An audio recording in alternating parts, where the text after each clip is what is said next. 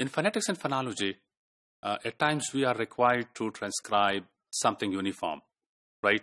And as already introduced to you, IPA, International Phonetic Association, provides various sort of, resources for language documentation and also for language examinations and for the analysis of speech sounds, right? So there is a story which is called The North Wind and the Sun Story, and it is given by IPA. It's an IPA resource.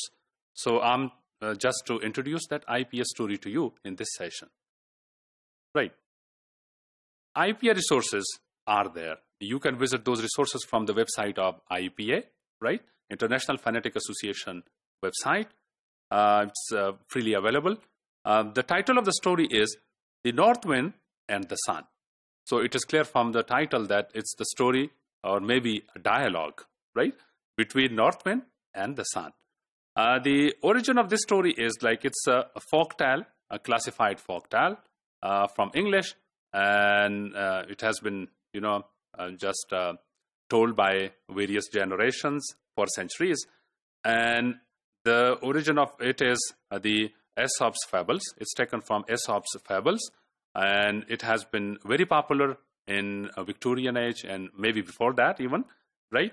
So the theme of the story is that it's the persuasion and its superiority, or maybe the superiority of persuasion over power, right? So that's the major theme in this story. It's a very short story, and it's more than that, right? Because it is a chosen text. It is chosen for phonetic transcription, right? So whenever you're required to document a new language, you would be required to transcribe this story. So it's very, very popular for phoneticians, and that's why we are just discussing it. It is for the illustration of spoken language.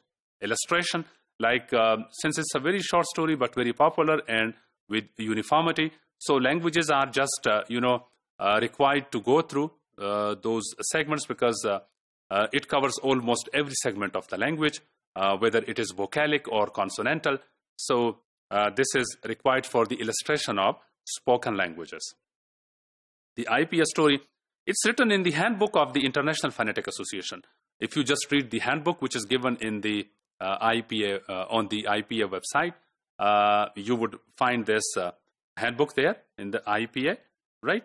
And whenever you are to document a language, the IPA journal, which is published by the Cambridge University, you would be required to just go through this IPA story and write it down in orthography, and then also you would be required to just phonemically transcribe it and then phonetically transcribe it.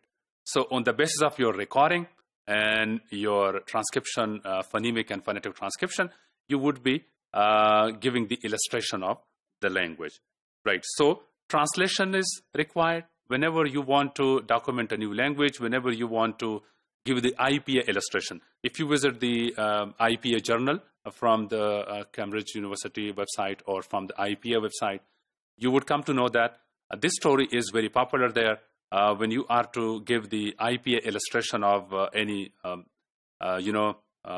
minor language or new language, you would be required to translate that story into the target language, and then you would be required to phonemically transcribe, like you would be required to give the broad transcription, right?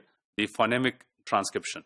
And then you would also be required to phonetically transcribe. So you would be just focusing on the minute detail, phonetic detail. So three things are there. You would be doing three things with the story. One, the translation, right? Because you would be giving the translation of the story.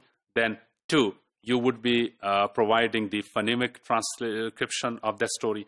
And three, and the last one, that you would be phonetically transcribing that story. It's a very short story. And that is a requirement for writing down the IPA illustration. You know, when a language is documented, the IPA illustration is given. So for that IPA illustration, you would be focusing on this story. So this is very important for phoneticians.